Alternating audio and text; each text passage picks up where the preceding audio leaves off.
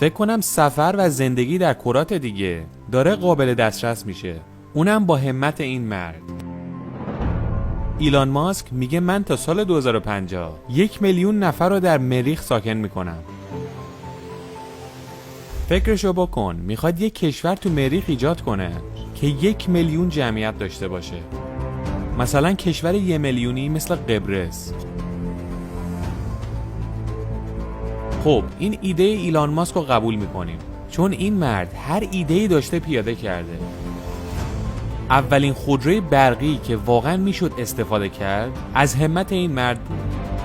کمپانی‌های بزرگ مثل فورد، جنرال موتورز، مرسدس بنز و تویوتا تو این کار مونده بودن، ولی ایلان ماسک بزرگترین ریسکو کرد. اون بیشتر سرمایه‌شو ریخت تو تسلا که در نظر دیگران امیدی به موفقیتش نبود، ولی این مرد موفق شد.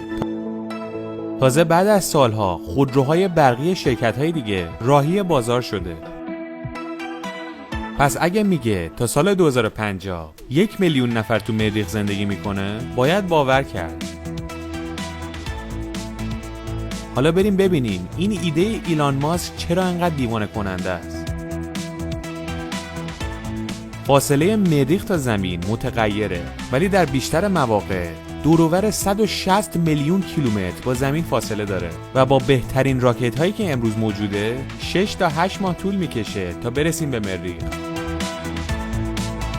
همونطور که گفتیم ایلان ماسک تمام سرمایه‌اش رو تو تسلا نریخت، یه مقدارش هم صرف اسپیس اکس کرد.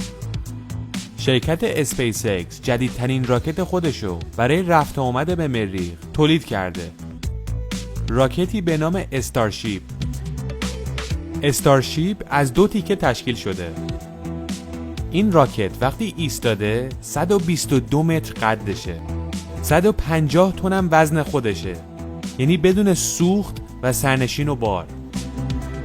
این بزرگترین راکت دنیاست و جالبه که بدونید قدرت استارشیپ 3.5 برابر ساترن 5. ساترن 5 راکتی بود که در دهه 60 فضانوردا رو به ماه منتقل کرد. یکی از نکات خیلی مثبت این راکت اینه که میتونه 100 تن بار خالص ببره، اونم تا مریخ. خیلی‌ها 100 تن یعنی 100 تا پراید، اونم تو فضای بیکران در یک مسیر 8 ماهه. این راکت خیلی تکنولوژیش بالاست. نیروی محرکه این راکت که در اصل همون تیکه پایینشه، مثل راکت های دیگه یک بار مصرف نیست و وقتی کارش تموم شد به زمین برمیگرده و میشینه و آماده میشه برای راکت بعدی. و این برگه برنده اسپیس اکسه. راکت فالکن 9 این سیستم رو داره و امتحانش هم پس داده. پس خیلی راحت شد دیگه. این راکت ها رو تند و تند میفرستیم مریخ، مردم رو میبرن و میارن. اما به این راحتی نیست. استارشیپ برای اینکه از جو زمین بره بیرون 90% سوخت رو مصرف میکنه و وقتی تیکه محرکه ازش جدا میشه بازم احتیاج به سوخت داره. برای همین یک راکت دیگه باید بره بالا و یک قسمت محرکه جدید پر از سوخت بهش بده که برای بقیه راه استفاده کنه. یک مشکل دیگه اینه که فاصله مریخ تا زمین در بیشتر مواقع طولانیه. هر دو دور خورشید میچرخن ولی با سرعت‌های مختلف. برای همین بیشتر مواقع از هم دورن و بعضی وقتا هم میان نزدیک. دورترین فاصله مریخ از زمین 400 میلیون کیلومتره و نزدیکترین حالتی که میشه 55 میلیون کیلومتر فاصله شه.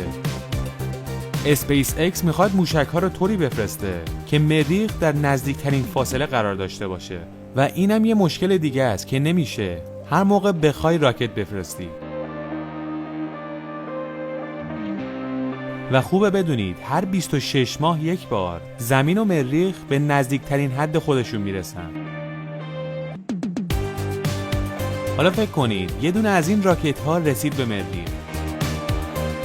خب حالا باید چی کار کنیم؟ سوختمون رو که مصرف کردیم، چطوری دوباره برگردیم به زمین؟ راهکار اسپیس اکس اینه که سوخت رو در خود مریخ تولید کنن. قطعات کارخونه تولید سوخت توی اولین موشک حمل میشه و اولین انسان‌هایی که به اونجا میرن باید این کارخونه رو نصب کنن و افتتاح کنن تا بتونن برگردن. این کارخونه قراره در اونجا متان و اکسیژن مایع تولید کنه و این سوخت برگشته. یک مشکل دیگه اینه که این کارخونه با برق کار میکنه و برق زیادی هم میخواد. تنها جوری هم که میشه اونجا برق تولید کرد صفحات خورشیدیه. پس باید با کارخونه صفحات خورشیدی هم حمل بشه به مریخ. برنامه اسپیس اکس اینه که اولین آدم‌ها در سال 2025 رو مریخ پیاده شن. از اون موقع تا سال 2050 25 سال باقی مونده. تو این 25 سال 12 بار زمین و مریخ به هم نزدیک میشن و میشه راکت فرستاد. اما ایده این مرد خیلی بلند پروازانه است. اون میخواد با هر باری که این فاصله نزدیک میشه 1000 تا راکت به مریخ بفرسته. پس هر بار مریخ و زمین به هم نزدیک میشن 1000 تا راکت شلیک میشه. فکرشو بکن 1000 تا راکت مثل یک ارتش فضایی به طرف مریخ میرن. هر کدوم از این راکت ها 100 تا آدم هم با خودش میبره.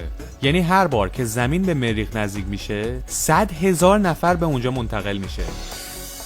اگر همه این مراحل و پیشبینی ها به موقع و درست انجام بشه در سال 2050 بیشتر از 1,000,000 نفر ساکن مریخه.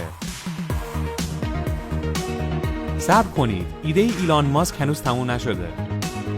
قرار شده به ازای هر راکتی که آدم حمل میکنه 10 تا راکت حمل وسایل پرتاب بشه که همه چی رو منتقل کنن روی این سیاره. پس اگر 2 تا 4 تا بکنیم در هر پرتابی در موقع نزدیک شدن این سیاره ها 8333 تا راکت باید پرتاب شه. تازه در کنار اونها باید اون راکت هایی هم که قراره به راکت های دیگه در وسط راه سوخت بده پرتاب شه. پس اسپیس اکس تو اون 25 سال باید دوروبر 15 تا 20,000 استارشیپ رو پرتاب کنه به فضا. کارخونه اسپیس اکس اگر بتونه روزی 2 تا استارشیپ تولید کنه که کار خیلی بزرگی هم هست، تا سال 2050 فقط 3,000 تا استارشیپ تولید کرده که اونم با عدد و ارقام جور در نمیاد. یه مشکل دیگه هم که وجود داره هزینه‌شه. این تعداد استارشیپ تریلیون ها دلار پول میخواد. من نمیخوام منفی باشم ولی باید ببینیم ایلان ماسک از پسش برمیاد یا نه. ایده های این مرد یا به سرانجام رسیدن یا در حال به سرانجام رسیدنن. ایده های مثل هایپرلوپ، اینترنت جهانی، نورولینک که یه چیز پزشکی برای مغزه، ماشین های پرنده و چند تا ایده دیگه. این مرد نشون داده که از پسش برمیاد. اگر یادتون باشه 3 ماه پیش یک کلیپ دادیم بیرون که جف بزوس رو معرفی میکرد. 3 ماه پیش جف بزوس ثروتمندترین فرد جهان بود، اما این عنوان رو از دست داد و در حال حاضر ایلان ماسک از اون زد جلو و شد ثروتمندترین فرد جهان. جف بزوس 182 میلیارد دلار ثروتشه، اما ایلان ماسک 185 میلیارد ثروت داره که روز به روز هم داره میره بالا. حالا چند تا سوال پیش میاد. اول این که ایلان ماسک موفق میشه 1,000,000 نفر رو در مریخ ساکن کنه، اونم تا سال 2050.